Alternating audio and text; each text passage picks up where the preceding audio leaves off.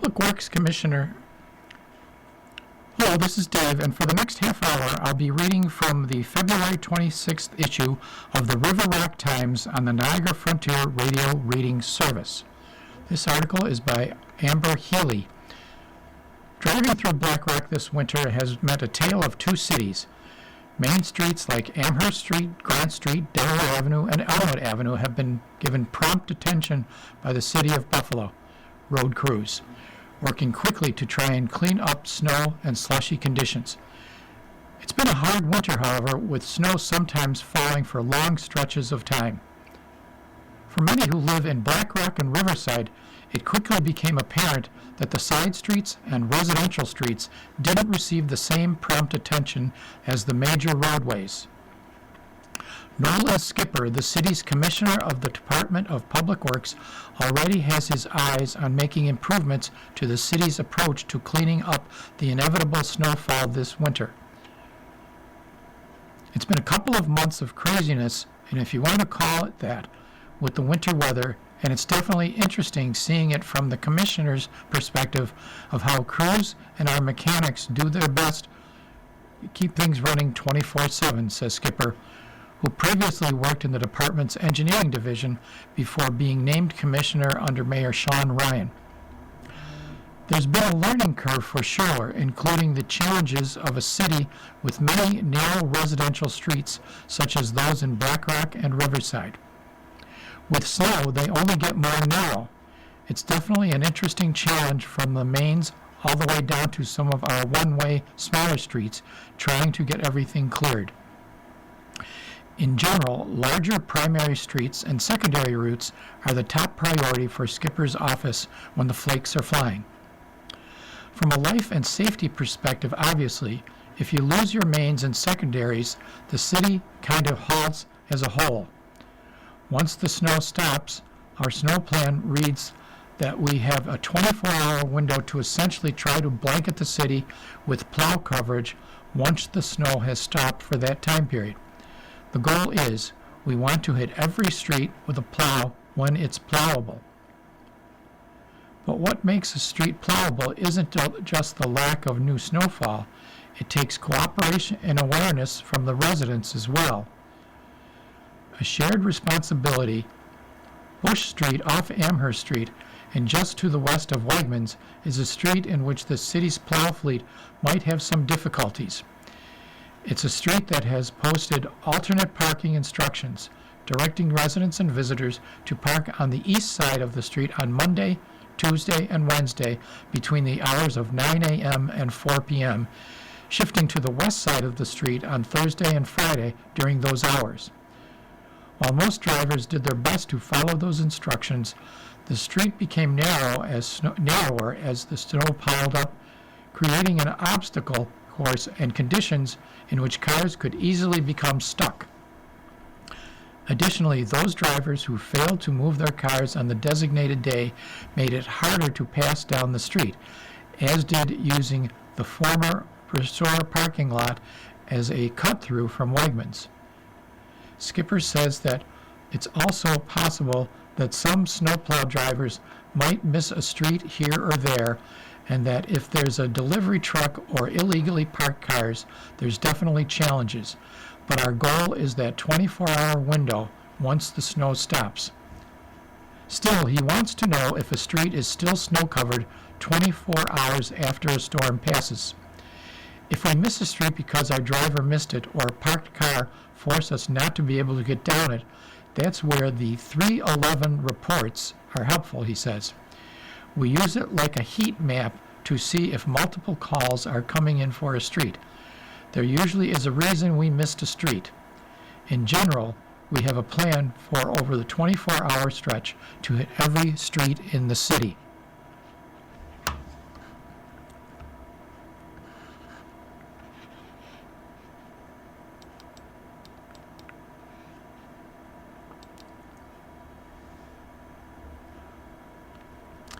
When we use the 311 as, hey, a lot of calls come in on that street, did we miss something? And we'll go back and check it out. Files made through 311 are not directly under the management of Skipper's office.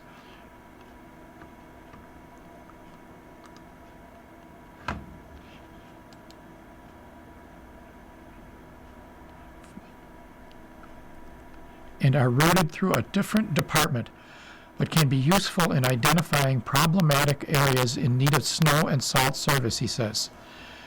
The frustration of people living on streets that don't receive immediate attention or are missed is something Skipper understands. It just takes one car not moved in that 9 a.m. to 4 p.m. window, and some of our snowplows pictures we've gotten from the season tell the whole story, just how big our plows are compared to the single car on the street, which makes it difficult to clean residential streets within that 24-hour window. There is a dedicated map at one of the city's DPW garages on Broadway, which is used to identify missed streets. It's unfortunate that if we hit a residential street in that 9 a.m. to 4 p.m. window and another few inches of snow falls in the day, the next shot at that window, there's just that much more snow on the ground. It's tough to get back sometimes because then people have even more of a challenge moving their cars. We're working toward a more proactive, collaborative approach. Based on the experiences and challenges this winter, Skipper already is looking ahead to next winter to make changes and improvements. I think our goal going into next season, I've already had coordination calls with the mayor and the parking commissioner, is to try and do more of an awareness campaign. Let's help each other. Let's have this be a team effort, but we're going to work to kind of beef up that awareness of the situation early in the season before the snow flies next year. There are a few possible approaches in mind, including going door to door with pamphlets, reminding residents of the importance of moving their vehicles to the proper side of the street to accommodate plows. We've kicked around the option of having points of contacts for different block clubs and having people help us police the situation, because we all want the same end goal of life and safety. So let's work together on getting there. The last thing we need is neighbors pointing fingers at each other. If we can be proactive and help each other before the situation occurs, that's just great for everyone. Skipper did confirm that during the course of this winter so far, about half of the city's fleet of trucks used for plowing and salting the streets were taken offline for repair, with more repairs needed after the season ends. The ones where we can plow and throw salt are bigger trucks, and we were down to about 14 with that cold stretch for 3 to 4 weeks, going 24/7 in those types of conditions. Unfortunately, we lost some trucks during those 3 weeks, but they've since been repaired and are now operational if we need them again. The city also learned from last year's rock salt shortage and now has contracts with 2 suppliers to avoid running into that scarcity again. No matter how much more winter weather might be in store, Skipper says he appreciates the patience of residents who might have more snow on their street than anticipated, and asks people to continue calling 311 to file reports if the residential streets remain untouched more than 24 hours after snow stops falling, especially if it's been a more significant snowfall. Let's be more proactive has been a central theme of many conversations he's had lately with the mayor and other officials. Let's get the messaging out there.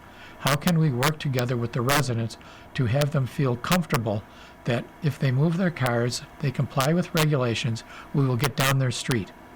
That's the biggest thing, trusting each other that we will do our job. If you're able to move your cars, we'll be right behind it and do our job. That trust level is a big thing moving forward.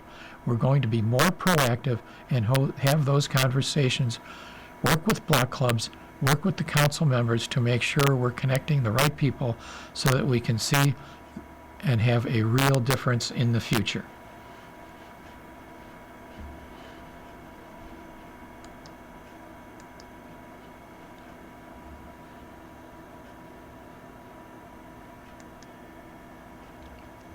Miss Volkers, here's your chance to own a piece of local history.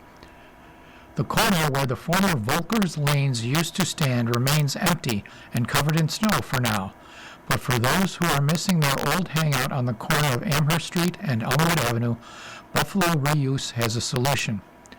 When the structure was torn down last summer, the demolition company reached out to Buffalo Reuse about the lanes where countless games were played.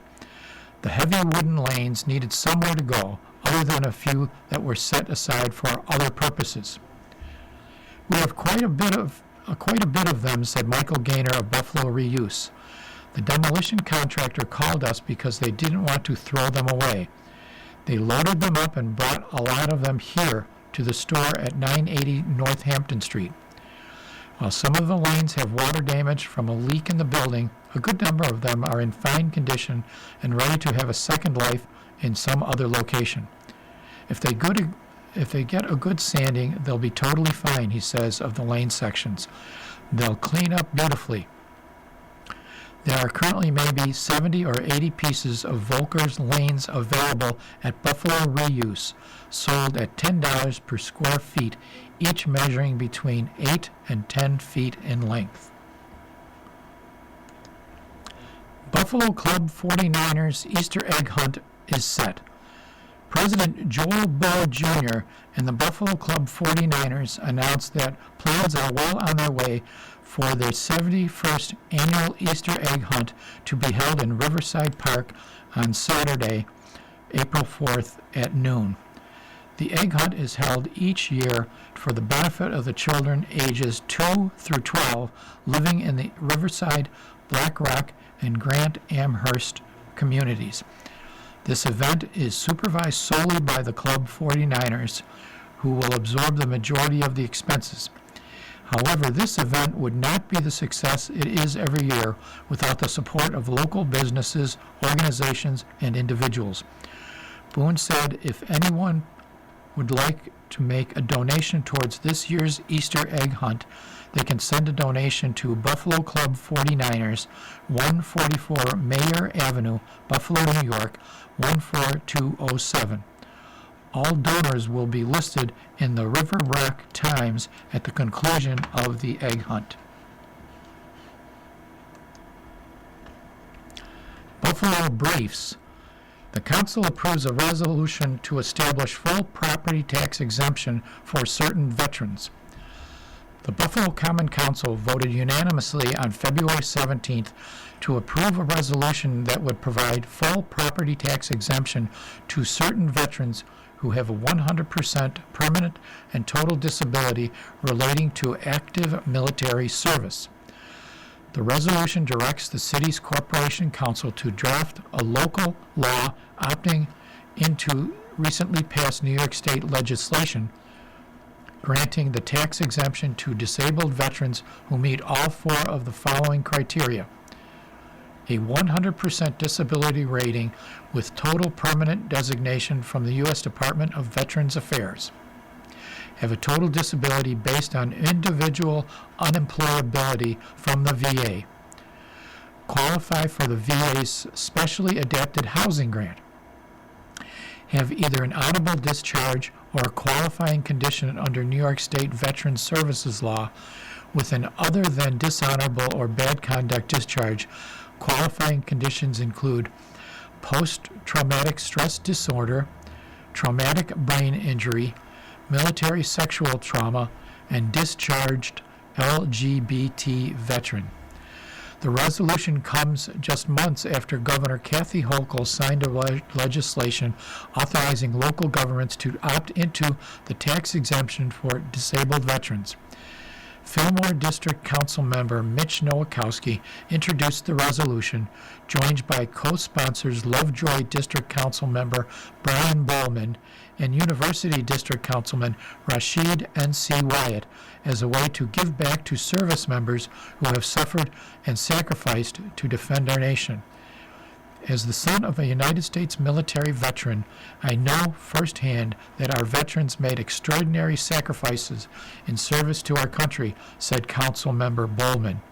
This local law ensures that Buffalo honors our most severely disabled veterans by providing real financial relief that recognizes both their service and the profound challenges they continue to face For veterans who can no longer work and require specially adapted housing, property tax relief can make the difference between stability and hardship.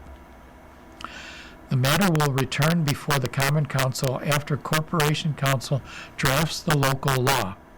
Upon its final approval, council members will clarify when the exemptions take effect and outline the actions that qualifying veterans must take in order to take advantage of the tax exemption. The Parking Authority is holding a meeting online. The City of Buffalo Parking Authority will hold a regular meeting on Tuesday, March 3rd, 2026, that's today, at 1 p.m. in the Mayor's Conference Room on the second floor of City Hall, 65 Niagara Street. The meeting will also be streamed live online at the following link, https://teams.microsoft.com/me@274379380331889. The authority's webpage is https://www.buffalonewyorkny.gov. Zellner applauds $40 million for Buffalo. New York State Senator Jeremy Zellner issued a statement in response to Governor Kathy Hochul's announcement of $40 million in state funding to help Buffalo address its structural budget gap and stabilize the city's finances, it stated. In it, he stated, "I commend Governor Hochul for recognizing the urgency of Buffalo's fiscal situation and stepping up with this critical $40 million investment. This fund represents meaningful progress and demonstrates what is possible when state and local leaders work together with focus on urgency.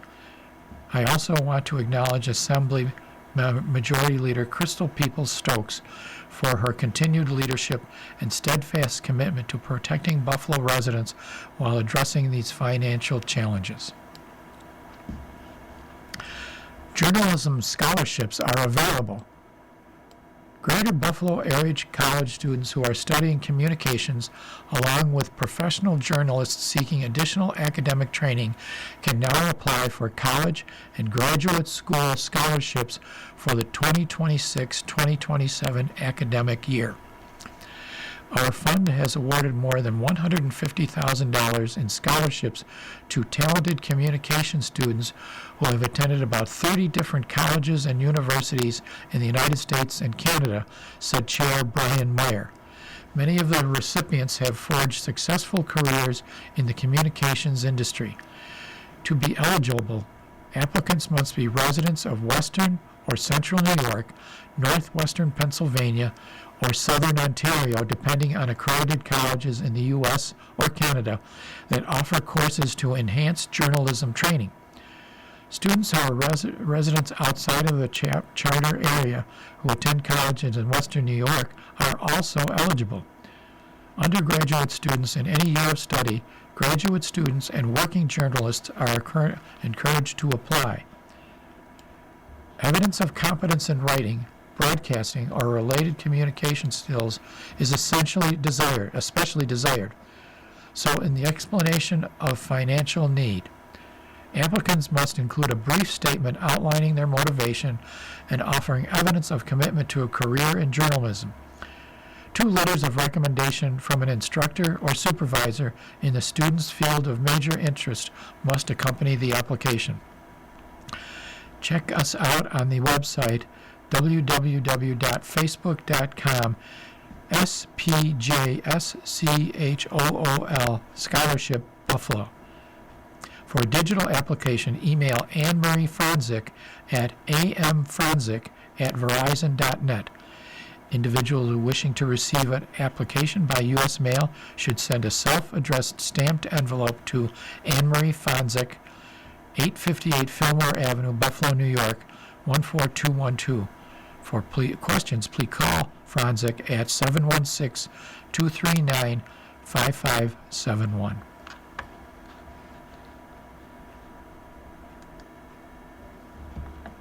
District D chief says that there is no ICE activity reported in Black Rock or Riverside. An interview with Chief Mordino, Part 2. Tensions have been high across the country for the past several weeks, hitting a fever pitch in Minneapolis and other cities in which Federal Immigration and Customs Enforcement, ICE, officers have been dispatched to arrest and deport people in the United States illegally. Buffalo has long been a city where people from other countries have moved and made their homes. Black Rock and Riverside are among the communities in which the immigrant population is highest in Buffalo. You are listening to a reading of articles and features from the River Rock Times on the Niagara Frontier Radio Reading Service. Buffalo has long been a city where people from other countries have moved and made their homes. Black Rock and Riverside are among the communities in which the immigrant population is highest in Buffalo. D District Chief Christopher Mordino says despite what might be circulating on social media, his office has not yet received any calls or concern about ICE activity this year. Not that I know of, he says.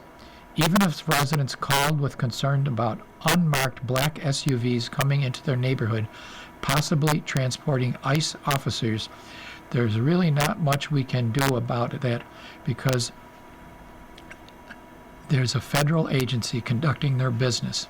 We have no right as the state. Local police officers like Chief Mordino and his team would not be notified in advance if a federal agency were to come to the district, nor would any notification be required or expected, he says. We have no right just to go up to them and say, stop doing what you're doing. Chief Mordino says he's aware of situations in which his officers have driven out to check on homes where people concerned about possible ICE activity have called police, assuming ICE activity was involved.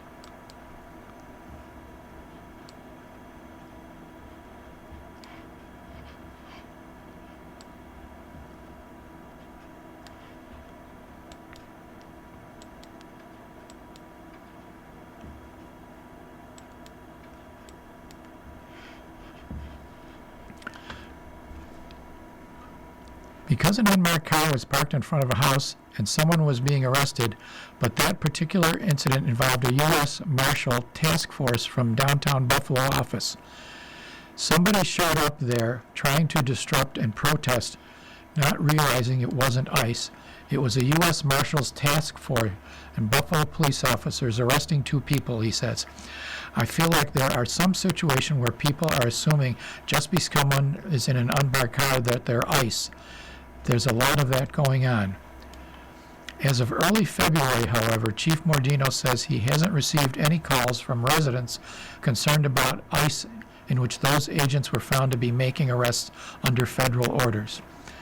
My lieutenants haven't said anything to me about receiving calls like that. They would have, especially since it's such a hot topic right now. Chief Mordino says there are assumptions being made about the relationship between local police and ICE agents. We have no clue what they're doing, ever. They don't call us and say, hey, we're going to go over here and do this, he explains. In my 18 years as a police officer in the city of Buffalo, I've never gotten a phone call from ICE or any federal agency like that. Even when the FBI does search warrants, they don't tell us. We get called after they're executing the warrant to say, hey, can we have a marked car over here? That's just how it always has been. I feel like a lot of people are worried about things, and they assume that we're working with those other agencies hand in hand, and that's never been the case. He adds the Buffalo Police Department does not have access to their systems. We can't look up their information. They don't call us for information, and we couldn't do it anyways because we can't give anybody information over the phone. The realistic part of it is we have no idea what they're doing ever. If we get called to a house, it's because somebody saw something. There's a 911 call about something, and we show up to that call. We're investigating like any other call. If D District or other officers did arrive at a home or other location to respond to a 911 call on the suspicion of ICE activity, they have to follow a chain of command in order to clear their actions before they can move forward, including talking to the lieutenant, watch commander, and police commissioner. They have to make sure they know what's going on before they do anything and make a decision. That takes some time. Anything can be misconstrued as, oh, they're working with them. Especially these days, we have some really specific policies, and our administration is very focused on making sure officers follow policy and go through their chain of command, Chief Mordano says. Police have to be around at protests for public safety on all sides. His officers have been requested to help provide a police presence at protests downtown in recent months, as other chiefs will sometimes call to request additional officers or just to notify other chiefs that there will be a large number of people gathering in one location. We're just going to be around just in case anything happens or in case we're needed. We're not trying to. There's no reason for us to just be posted at some of these places unless there's something going on that we need to be. A lot of that's just for awareness and safety. What if somebody shows up there and something bad happens? We've got to be around. The purpose or theme of the protest has been the case near City Hall and other downtown locations in recent months. Does not influence whether officers are called to be present. It's just a safety concern for those people in general. That's something that a lot of people will probably not understand or just assume that people are like harassing them just by being present or by being around. But realistically, every time I go to something with my daughter or to a sporting event, school stuff, I'm hyper vigilant in situations where there is a lot of people just because it's my job and my nature. He understands that some people might equate a police presence at a protest as a kind of harassment or intimidation factor, but the realistic aspect of it is we're here because if something happens, you're going to be calling us immediately. We might as well be around. We don't need to be breathing down your neck. We want to be around, just as there are more police officers around sporting events to be watchful of people driving intoxicated or other unlawful activities. After 18 years in law enforcement, Chief Mordano says nothing surprises him anymore. If somebody wants to be mad that we're driving around, I know what I have to do and I know what my people need to do. If someone wants to be mad about that, that's the cost of doing business. I'm still going to sleep good at night. I'd rather be safe than sorry. But we're not looking just to be posted at protests. It's people's right. We're here to do a job.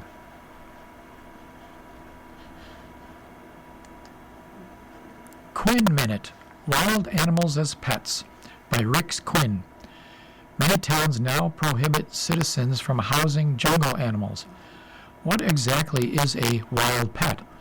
I once had a very friendly dog who could imitate other animals, like a cat and a rooster. Does that qualify? For instance, some communities term boa constrictors wild. In others, they're considered non-poisonous reptiles with a lethal hug. That reminds me of my great-aunt who visited us on holidays. Coyotes, wolves, and hyenas are also wild, even though they disguise themselves as lovable, giant-fanged dogs. My neighbor Charlie once owned a wolf, and it ate 4 parakeets and 2 of Charlie's toes before he wised up and sold it to the sister he never liked. Extremely large animals like elephants or rhinos don't fit well in backyards. Also, walking an elephant is awkward, and cleaning up after it might require that pet owner to pull a wagon, too. How about chickens? One community outlawed them, even though few are aggressive and most are toothless. They were banned for not for aggression, but for crowing. No city person wants to hear anybody mouth off at dawn, especially a bird brain. Maybe that's why they forced my friend Dave out of town. Bottom line, if you want to view carnivorous animals, visit the zoo. Good morning. Welcome to another broadcast day of the Niagara Frontier Radio Reading Service, a private not-for-profit